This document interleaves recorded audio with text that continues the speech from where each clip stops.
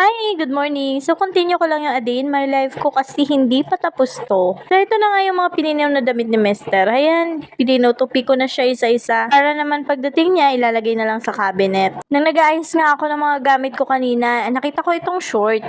Hindi ko pa nga nasusuot ito. Masikip na sa akin. Kaya kay Bobby na lang, bago pa yan. Tapos ito, isang beses ko lang din nasuot, kaya yan, sa kanya na din. Nag-gain talaga ako ng weight, kaya hindi ko na nasusuot yung iba kong mga damit. Ito din mga makeup brush ko, nalinis at nahugasan ko na, kaya ibibilad ko muna dito sa may araw. At silip nga ulit sa tinanim ko na onion leaves. At yung iba pang mga halaman, yung welcome plants, siguro next week ko na yan ililipat. So yan, natapos ko nang ligpitin yung mga damit ni Mister, tsaka yung mga damit ko. Pero hindi ko na muna nilagay sa cabinet kasi paplansyahin pa ni Honey Bunch yung mga damit niya, yung mga pants, mga polo shirt. Kaya dyan na muna, siya na lang mag-ayos. So ito, nagpunas-punas lang ako ng cabinet. Yung ibabaw lang yung nilinis ko, hindi ko nalilinisin yung nasa loob. Kasi malinis naman yan, hindi naman nakakapasok yung alikabok. Napakaganda nga nitong cabinet na to. 2 years na nga sa amin tong cabinet na nilalagyan ko ng mga plato. At talaga namang napakaganda pa rin. Sa Shopee ko nga lang din yan binili. Tsaka itong banana holder. Ayan, kauubos lang ng saging.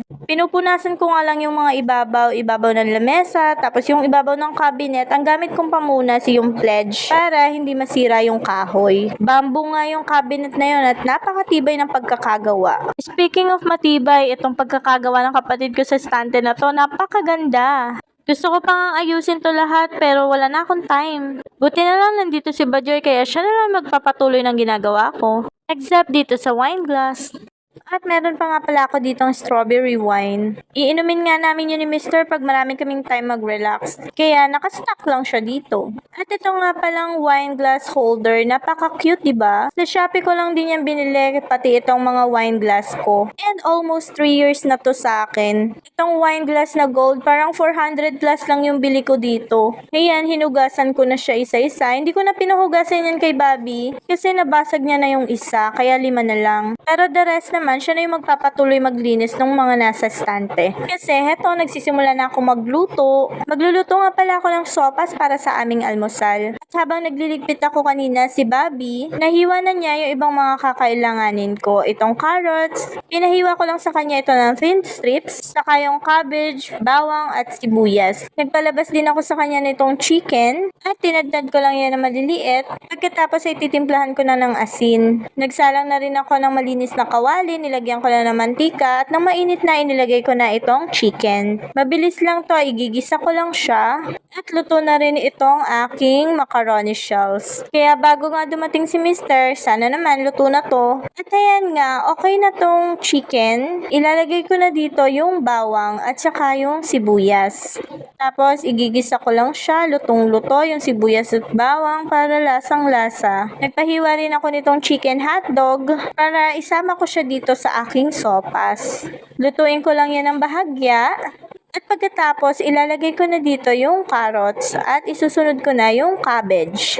So, ayan na. Yung iba pag nagluluto ng sopas, pag nalagay na yung sabaw, tsaka lang nilalagay yung gulay. Pero sila yon, ako, ganito ako magluto. Tapos yung iba, pag nagluluto ng sopas, nilalagyan din nila ng margarine. Pero hindi ko trip yung may margarine yung sopas kasi feeling ko ang mantika niya. So, ganito lang ako magluto ng sopas. Simple. Pinapakuluan ko na agad yung elbow macaroni bago ko siya isama dun sa iginisa ko na may chicken, may gulay.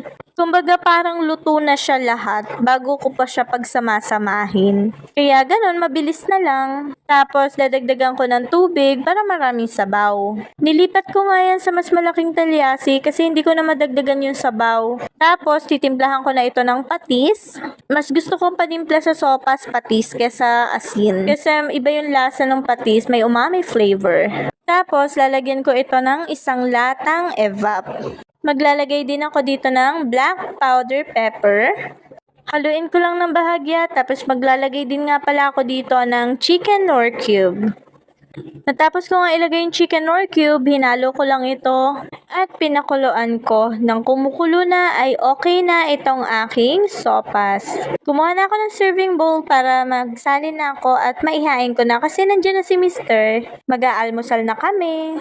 Tara, breakfast na rin kayo. Kaya yumminess naman itong sopas ko. So yan, kakain muna kaming tatlo, ni Habi at ng kapatid ko si Bajoy. Then after kumain, next naman is magpapaligo na kami ng dog. So unahin muna namin paliguan yung mga dogs bago ako maligo. Bath time ni Moo gamit ang Madre Cacao Shampoo. Nakapag-breakfast na din nga pala yan si Moo.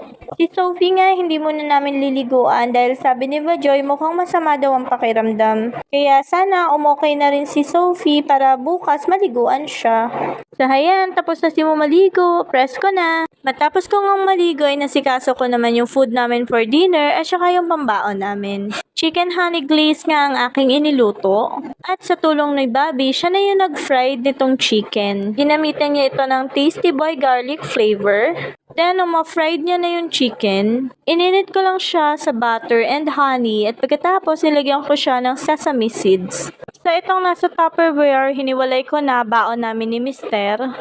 Then the rest, ito naman yung for dinner. Bago pumasok, kumakain muna kami. Then yung breakfast namin, that's brunch already. And yun lang, matutulog na kami. May pasok pa mamaya. Bye!